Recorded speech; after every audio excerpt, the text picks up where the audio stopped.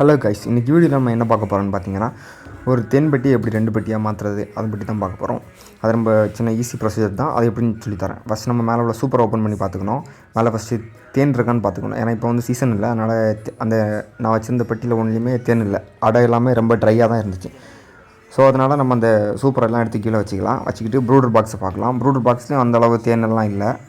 So நம்ம இப்போ procedure என்ன பண்ணணுன்னா, நல்லா முட்டைப்புழு இருக்கிற அடையில் ஒரு 3 அடை எடுத்து புதிய ஒரு பெட்டியில் வைக்கணும். வச்சுட்டு அங்கே உள்ள காலி ஃப்ரேமில் 3 எடுத்து இதில் போடணும். இங்கே உள்ள காலி ஃப்ரேமில் 3 எடுத்து அதில் போடணும். போட்டுட்டு ராணி தேனீச்சி இருக்கிற பெட்டி வந்து நம்ம கொண்டு வந்து புதிய பெட்டியாக இருக்கணும். அதில் தான் ராணி தேனீச்சி பிடிச்சி வைக்கணும்.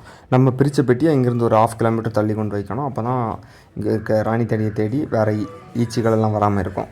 இவ்வளோ தான் ப்ரொசீஜர். உங்களுக்கு சுத்தமான தேன் வேணும்னா நம்மளை கான்டாக்ட் பண்ணுங்கள். இல்லை உங்கள் தோப்புலேருந்து தேன் எடுத்து நீங்களே சாப்பிட்ணுன்னா நம்மக்கிட்டையும் பெட்டி சேல்ஸ் பண்ணுறோம். நம்மக்கிட்ட அந்த பெட்டியை வாங்கி உங்கள் தோப்பில் நீங்களே வச்சு நீங்களே தேன் எடுத்து சாப்பிட்லாம்.